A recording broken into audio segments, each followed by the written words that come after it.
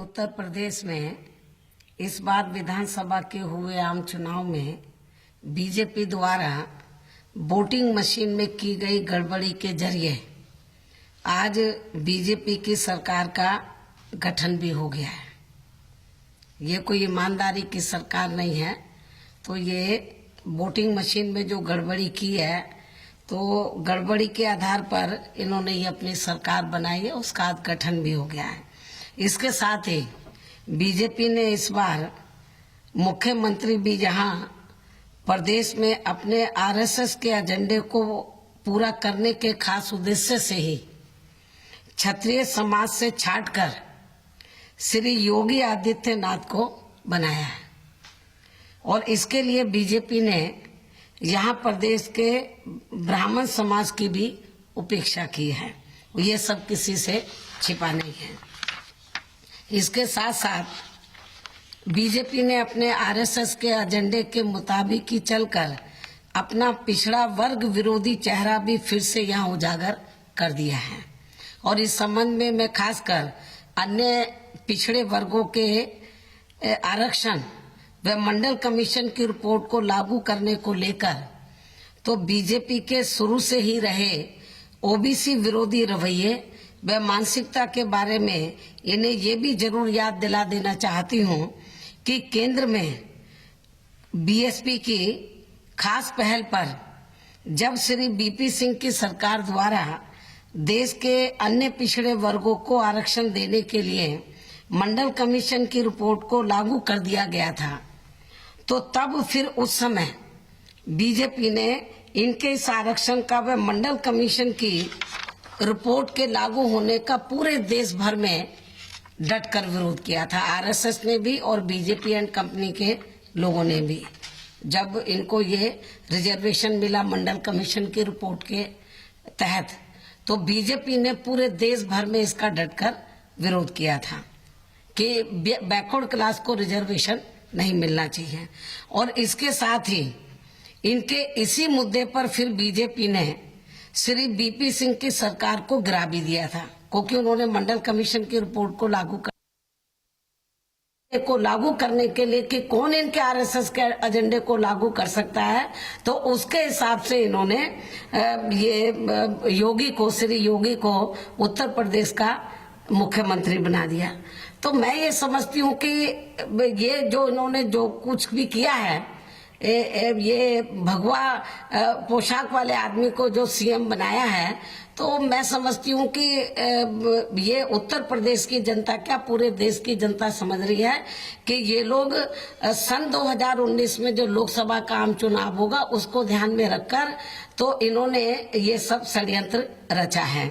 और backward class को भी धोखा दिया है, उनसे उनके नाम से वोट ले लिया, उधर ब्राह्मण समाज को भी धोखा दिया है और ये अपने आरएसएस के एजेंडे के हिसाब से ये लोग चल रहे हैं। और लेकिन इन्होंने ये सब किया चुनाव से पहले और फायदा लेने का प्रयास किया। उधर वोटिंग मशीन में भी इन्होंने गड़बड़ी की, लेकिन चुनाव का नतीजा आने के बाद जब मुख्यमंत्री बनाने की बात आई, ब्राह्मणों को भी कहा, ब्राह्मण समाज को, कि बैकवर्ड को हम स्टेट का प्रेसिडेंट बना रहे, आप काम करो, जब सरकार बन जाएगी तो ब्राह्मण को मुख्यमंत्री बना देंगे। और बैकवर्ड को जब स्टेट का प्रेसिडेंट बनाया तो उनको कहा कि भाई हमने आपको आगे बढ़ाने के लिए तो ब्राह्मण को किनारे किया है, हम बैकवर्ड को बना देंगे। तो दोनों समाज को ये गुमराह करते रहे। और नतीजा आने के बाद जब इसका नतीजा आ गया, तो नतीजा आने के बाद जब मुख्यमंत्री बनाने की बात आई, तो तब इन्होंने यानी कि बीजेपी के लोगों ने अपनी दलित व अन्य पिछड़ा वर्ग विरोधी जातिवादी मानसिकता के तहत चलकर, खासकर पिछड़ा वर्ग विरोधी मानसिकता के तहत चलकर, जातिवादी मानसिकता के तहत चलकर, तो फिर श्री केशव प्रसाद मौर्य को मुख्यमंत्री के नीचे लगा के, उसको मुख्यमंत्री नहीं बनाया, तो मुख्यमंत्री के नीचे लगा के फिर पूरे देश में यहाँ अन्य पिछड़े वर्ग के लोगों का जबरदस्त अपमान किया है, जबरदस्त इनका अपमान किया है। और इसी प्रकार ये मैं आपको याद दिलाना चाहती हूँ, और इसी प्रकार पूर्व में भी इससे पहले भी, कुछ वर्ष पहले भी बीजेपी ने यहाँ उत्तर प्रदेश में अपनी सरकार बनने पर अयोध्या में अपने आरएसएस के एजेंडे को लागू कराने के लिए श्री कल्याण सिंह को आगे करके वह फिर इनकी समय से पहले ये सरकार भी गिरवा दी गई थी कि ज्यादा दिन ये टिकना नहीं चाहिए, अयोध्या में जो करना है इसको आगे करो, और जिन लोगों को लाएगा, बैकवर्ड के लोगों को लाएगा, वही मारे जाएंगे इसमें अयोध्या में। और उसके बाद इसको आगे करके ये हीरो ना बन जाए, अपना ये अस्तित्व ना बना ले उत्तर प्रदेश के अंदर, पूरे देश में श्री कल्याण सिंह, तो समय से पहले इनकी सरकार भी इसको आगे करके गिरवा दी, इसको ज्यादा दिन जमने नहीं दिया। और साथ ही इसकी आड़ में बीजेपी ने ओबीसी समाज को, मतलब उस समय के पहले की भी मैं बात बता रही हूँ कि इसके साथ ही इसके आड़ में बीजेपी ने ओबीसी समाज को आरएसएस के रंग में भी रंगने की पूरी उस समय कोशिश की थी। इस प्रकार से पिछड़े वर्ग के लोग बीजेपी से कई बार धोखा खा चुके हैं, पहले भी खा चुके और अब खा चुके। ये तो ताजा उदाहरण है कि पूरे उत्तर प्रदेश में तो बीजेपी एंड कंपनी के लोगों ने जगह जगह डायरेक्टली इनडायरेक्टली तो उन्होंने अपनी चुनावी जनसभाओं में यही कहा कि जब सरकार बन जाएगी तो हम केशव प्रसाद मौर्य को तो उत्तर प्रदेश का मुख्यमंत्री बनाएंगे बीजेपी की ओर से। लेकिन अब क्या हुआ, तो बेचारा बहुत मेहनत किया, तो वो दिल्ली गया। आपको मालूम है कि वो सोच रहा था कि शायद ये अपने वायदे पर खरे उतरेंगे। बीजेपी वालों ने जो उसको आगे किया कि अपने वायदे पर खरे उतरेंगे, और जब वो बेचारा वो लड्डू वड्डू लेके उधर दिल्ली में श्री अमित शाह के आगे पीछे घूमता रहा, कई मंदिरों के प्रसाद, कई लड्डू लेकर कि शायद मेरा इन्होंने जो कहा है तो अपने कमिटमेंट को पूरा करेंगे। तो जब उन्होंने लड्डू दिया, उसने बोला कि भाई जब ये श्री केशव प्रसाद मौर्य जिसको बता देंगे उसको बना देंगे, तो तब उसको झटका लगा कि भाई ये तो मेरे साथ बड़ा भारी विश्वासघात किया है, मेरे समाज के साथ किया है, बैकवर्ड क्लास के साथ किया है। तो वो ओपनली तो कह नहीं सकता, क्योंकि ओपनली कहेगा तो उसको निकाल के बाहर करेंगे। तो बेचारा इतना परेशान हुआ कि हॉस्पिटल में एडमिट हो गया। तो फिर उसके बाद वो जल्दी लगा कि भाई ऐसा ना हो जाए कि वो सीएम की बजाय मेरा डिप्टी सीएम का भी पद न चला जाए। वो जल्दी से बोला नहीं, मैं ठीक ठाक हूँ। और यदि उसको कल डिप्टी सीएम भी नहीं बनाते तो मुझे लगता दोबारा फिर चला जाता हॉस्पिटल में, फिर तो उसका हार्ट अटैक ही हो जाता। तो लेकिन इन्होंने ब्राह्मण समाज के साथ बहुत बड़ा विश्वासघात किया है, इन्होंने बैकवर्ड क्लास के साथ बहुत बड़ा विश्वासघात किया है। बैकवर्ड क्लास को तो ये कहा कि हमको एब्सोल्यूट मेजोरिटी मिलेगी तो हम बैकवर्ड क्लास के आदमी को, और खासकर श्री केशव प्रसाद मौर्य को उत्तर प्रदेश का मुख्यमंत्री बना देंगे। और जब इसको संगठन में लिया तो श्री वाजपेयी को ये कहा कि आप काम करो, ब्राह्मण समाज को जोड़ो, इनको हम आगे कर रहे हैं, जब सरकार बनेगी तो इनको किनारे कर देंगे, कहीं डिप्टी सीएम कुछ और बना देंगे और आपको हम उत्तर प्रदेश का मुख्यमंत्री बना देंगे। इन्होंने ब्राह्मण समाज को भी धोखा दिया और बैकवर्ड क्लास को भी धोखा दिया। और अब किया क्या, इन्होंने मुख्यमंत्री बना दिया अपने आरएसएस के खास आदमी को, जो हिंदुत्व को बढ़ावा देने वाला, उसके अपने खास आदमी को बना दिया। तो और उसके नीचे किसको लगा दिया,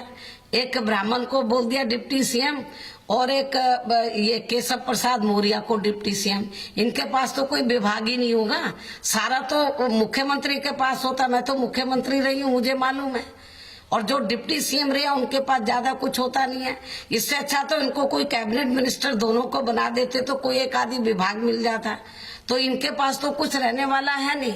लेकिन इन्होंने पूरे उत्तर प्रदेश में ये जो इन्होंने अभी नियुक्ति किया है मुख्यमंत्री, और उसके नीचे जो ब्राह्मण को लगाया, बैकवर्ड क्लास को लगाया है, मैं समझती हूँ पूरे उत्तर प्रदेश के ब्राह्मण समाज को और बैकवर्ड क्लास को के साथ इन्होंने विश्वासघात किया, धोखा किया है। चुनाव से पहले इन्होंने इनको गुमराह किया, बहुत इनको लालच दिए, लेकिन अब ये अपने आरएसएस के एजेंडे को लागू करने के लिए तो इन्होंने इनको किनारे कर दिया और जो उनका आरएसएस का खास आदमी था उसको आगे कर दिया। और इन दोनों को, एक ब्राह्मण समाज के आदमी को डिप्टी सीएम बनाकर और एक बैकवर्ड क्लास के आदमी को बनाकर, तो जो उनका आरएसएस का खास आदमी था उसके नीचे उनको लगा दिया, झुंझुना पकड़ा दिया डिप्टी सीएम का, उनके हाथ में कुछ भी नहीं है। तो इस प्रकार से तो पिछड़े वर्ग के लोग बीजेपी से, मैंने अभी कई एग्जाम्पल श्री कल्याण सिंह का दिया, तो ये बीजेपी से कई बार धोखा खा चुके हैं। मुझे उम्मीद है कि अब इन वर्गों के लोग, पिछड़े वर्ग के जो लोग हैं, बीजेपी से आगे जरूर सावधान रहेंगे। 2 बार कल्याण सिंह के समय में धोखा खा गए, अब खा गए, और ब्राह्मण समाज के लोग भी धोखा बार बार खा रहे हैं। मुझे लगता है ब्राह्मण समाज के लोग भी सावधान रहेंगे और पिछड़े वर्ग के लोग भी रहेंगे। और इतना ही नहीं, बल्कि कुछ खास सूत्रों से मिली रिपोर्ट के मुताबिक अब भारतीय जनता पार्टी उत्तर प्रदेश में अपनी सरकार व मुख्यमंत्री के जरिए अपनी सरकार, केंद्र में जो उनकी अपनी सरकार है, केंद्र की सरकार, और इधर इनकी अपनी सरकार बन गई है, तो मुख्यमंत्री के जरिए आगे यहाँ लोकसभा का आम चुनाव, आगे यहाँ होने वाला लोकसभा का आम चुनाव विकास के मुद्दे पर नहीं, ये लोगों को गुमराह कर रहे हैं कि हम अब विकास की बात करेंगे, ऐसा नहीं है। इनको मालूम है विकास के मुद्दे पर ये लोग कुछ नहीं करने वाले हैं। आगे यहाँ लोकसभा का आम चुनाव विकास के मुद्दे पर नहीं, बल्कि जिस आदमी को इन्होंने मुख्यमंत्री बनाया है उसको आगे करके ध्रुवीकरण के आधार पर ये चुनाव, लोकसभा का आम चुनाव लड़ना चाहती है। क्योंकि इन्हें ये मालूम है, बीजेपी के लोगों को ये मालूम है कि जब केंद्र की भाजपा सरकार अपने 3 वर्षों के दौरान अपने लोकसभा चुनावी वायदों का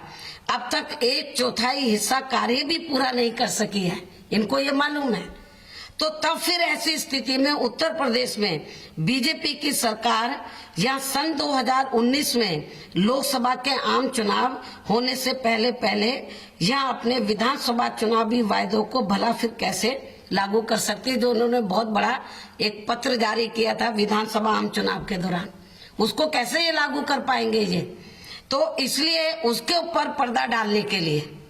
जो उन्होंने बहुत बड़ा एक पत्र जारी किया था, चुनावी घोषणा पत्र, हाँ संकल्प पत्र जो भी जारी किया था, उसको ये इम्प्लीमेंट नहीं कर पाएंगे। और ये जो विकास की बात कर रहे हैं, ये लोगों को गुमराह कर रहे हैं। तो अब ये लोग ऐसे आदमी को मुख्यमंत्री बनाया है तो जो विकास की तरफ से लोगों का ध्यान डाइवर्ट करने के लिए, तो अब पूरे उत्तर प्रदेश के माहौल को ये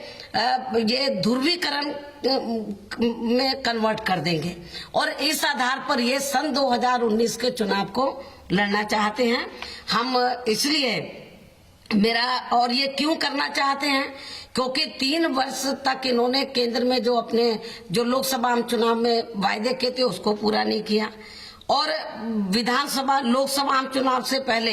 अभी असेंबली का चुनाव हुआ, तो जो इन्होंने वायदे किए उनको ये पूरा नहीं कर पाएंगे। तो इनको कुछ तो करना होगा, नाम विकास का, काम ध्रुवीकरण का, और यहाँ पर लोगों का ध्यान ये डाइवर्ट करेंगे। और अब संक्षेप में मेरा यही कहना है कि इस बार उत्तर प्रदेश के हुए विधानसभा आम चुनाव में बीजेपी द्वारा वोटिंग मशीन में जबरदस्त गड़बड़ी करके बनाई गई बीजेपी की सरकार, ये ईमानदारी की सरकार नहीं है, ये गड़बड़ी करके वोटिंग मशीन में गड़बड़ी करके बनाई गई बीजेपी की सरकार, और इस सरकार में मुख्यमंत्री बनाने के मामले में एक तो गड़बड़ी की, और गड़बड़ी करने के बाद जब सरकार बनाने की बात आई तो सरकार बनने पर एब्सोल्यूट मेजोरिटी मिलने पर मुख्यमंत्री बनाने के मामले में तो ओबीसी समाज को अपने दिए गए वादे के मुताबिक इनकी की गई उपेक्षा, बैकवर्ड क्लास समाज की गई उपेक्षा, एक तो इन्होंने वोटिंग मशीन में धांधली की, ये कोई ईमानदारी की सरकार का गठन नहीं हुआ है। और दूसरा जो इन्होंने ये चुनाव से पहले जो ओबीसी समाज को ये कहा था और चुनाव के दौरान भी कि यदि बीजेपी पावर में आ जाती है तो ओबीसी को हम मुख्यमंत्री बनाएंगे, तो चुनाव में धांधली की, और इस सरकार में मुख्यमंत्री बनाने के मामले में ओबीसी को अपने दिए गए वादे के मुताबिक इनकी की गई उपेक्षा,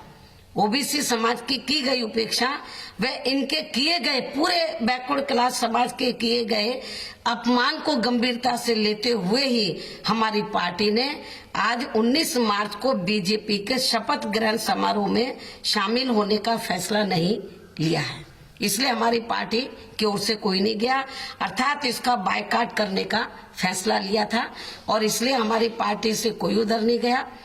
इनविटेशन आया था तो ना मैं गई ना मैंने किसी को अधिकृत किया। तो इसलिए आज हमने इसका शपथ